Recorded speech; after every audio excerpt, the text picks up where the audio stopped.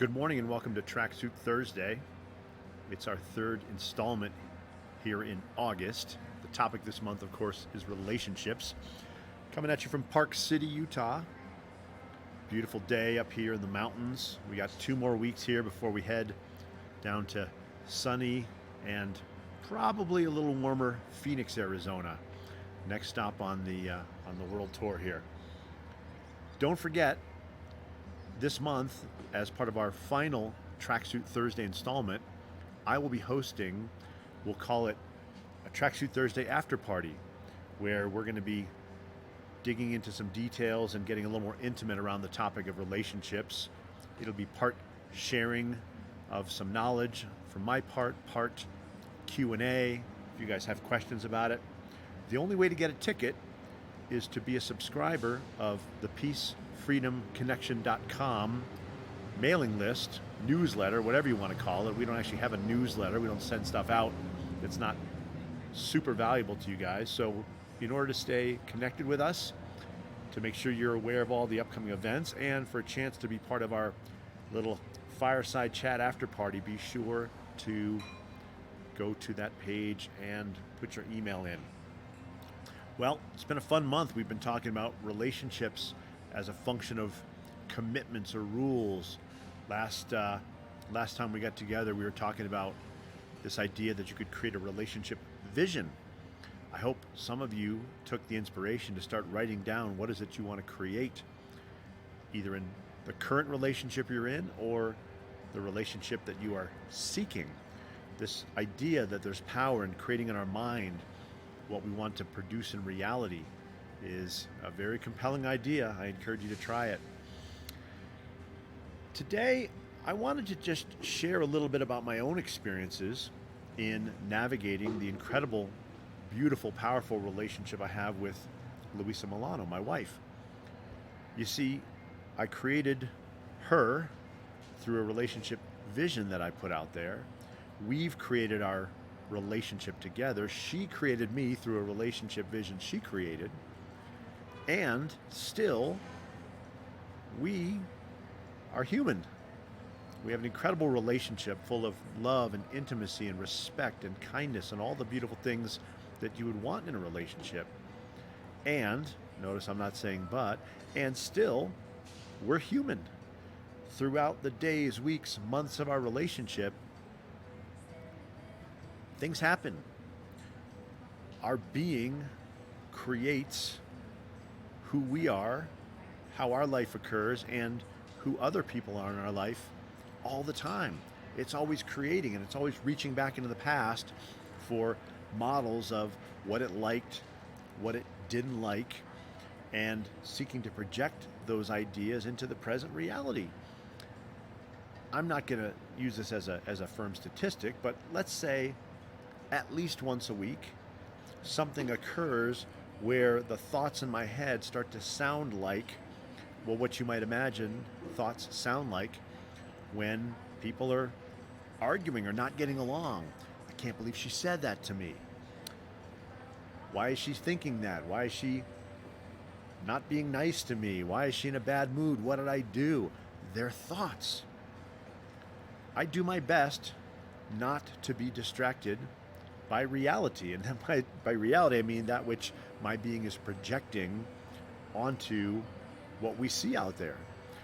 Like every other human on this planet, I have insecure thoughts, I have insecure days, I have low mood state days where everything out there is evidence, at least in my mind, that something's wrong. I'm not loved, I'm not respected, I'm not something. What I know to be true is this thing that we call reality is created by me. It's projected onto the world, not consumed from the world. So, the trick, at least as I find it, is to catch myself projecting these thoughts onto reality and take a moment to pause and ask a very simple question. Is what I'm seeing real? Is this actually what's going on?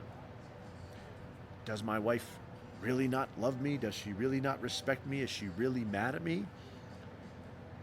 There was a time not too long ago where I was picking up Louisa from the airport.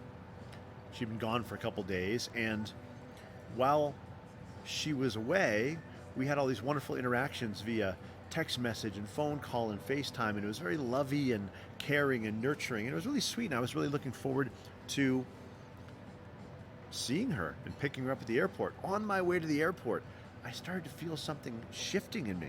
Can't explain it, don't know why it was.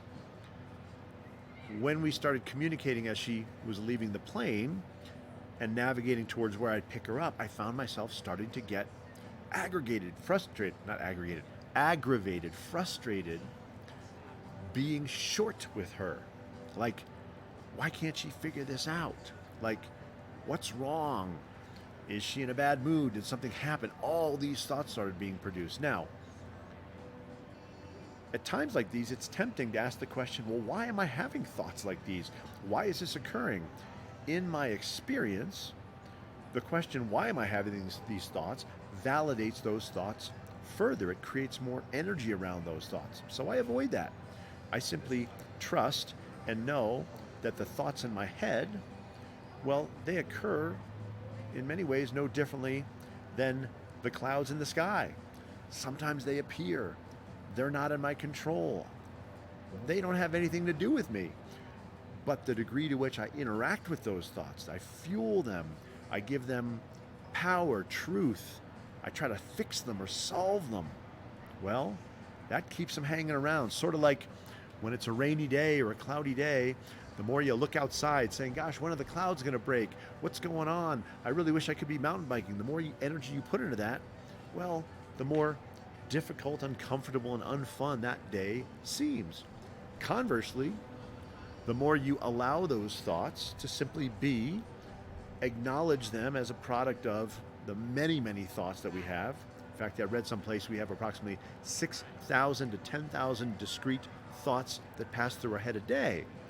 I don't know about you, but I'm not aware of many of those. The degree to which we can just allow those thoughts to be, well, they tend to float away like those clouds on a rainy day, and eventually the sun comes out. Well, back to my story. I wish I could say I snapped right out of it, but I didn't. The closer she got to the vehicle, the more this anxiety and frustration started building, and I was projecting all sorts of ideas onto her. What is this that goes on when she's out of town and she's all lovey-dovey, but she can't be that way around me? Why do I got to be responsible for everything? How come she can't figure out that the sign's right? Thoughts and thoughts and thoughts and thoughts. Well, when she got in the car, I was kind of quiet. In fact, I was very quiet, and you could tell there was this tension between us. We have not an unwritten rule, but a very formal rule that we don't interact with each other. Neither of us will interact with the other unless we're on what we call our center point. If I am activated, if I am frustrated, if I am anxious, and particularly if I'm blaming her, well, I don't go to her to try and make her feel better or make myself feel better or clear something up. I don't go to her until I'm in a neutral state. Well, unfortunately, that activated state lasted all night long. The next morning I woke up and it was still there. Sometimes these clouds are very persistent. The next morning I did go to Louisa and say, listen, I want you to know I love you. I'm committed to you. Nothing about that has changed. Something's going on with me and I'm doing my work to clear it up. So know that what I'm doing over there isn't just sitting here pointing at you, judging you, being mad at you. Something's going on and I don't know what it is, and I'll clean up my mess and then I'll come back to you. Well, that was a powerful catalyst for her and her being to relax and know that, well, this is about him, right? Because what happens is somebody else is going through something, we immediately make it personal. We immediately start catastrophizing it. We immediately start figuring out, okay, well, who will get the car in the divorce? Seriously, we get crazy thoughts all the time. They're not real, they're just our thoughts. Later that day, after I'd moved through everything, and some of it was just waiting it out, some of it was using the tools that I've learned and that I teach. But as the clouds started to clear, I was able to go to Louisa and say, thank you. Thank you for being patient with me. I don't know what happened, and I apologize for my behavior, and know that I love you, and where should we go to dinner? Sometimes that's the key to incredible relationships, is simply each party allowing the other to sort through their own stuff.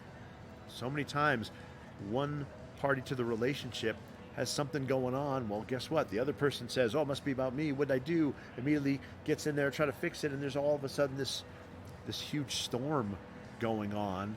3 to 4 or 5 days later, maybe a month later, you're working your way out of it, and you realize it was all ridiculous in the first place. It was something imagined, something created. So see if you can create some space. See if you can create an agreement with whoever you're in a relationship with that acknowledges we all have moods, we all have ups and downs. We have days we feel secure, like nothing can get in our way, and we have days where we're not sure we're going to make it through, and everybody's going to figure out we're a fraud. That's all of us. So if we can have that agreement that sometimes those days will occur, and we'll give each other the space to sort it out and not get involved, that will go a long way. Please check out peacefreedomconnection.com. Be sure to follow us here on LinkedIn and other socials as you find us. And I do hope I'll get to spend some time with you next Thursday for our last Tracksuit Thursday of the month. We'll be doing a little fireside chat / after party, talking more about relationships. Have an amazing day and an amazing rest of your week.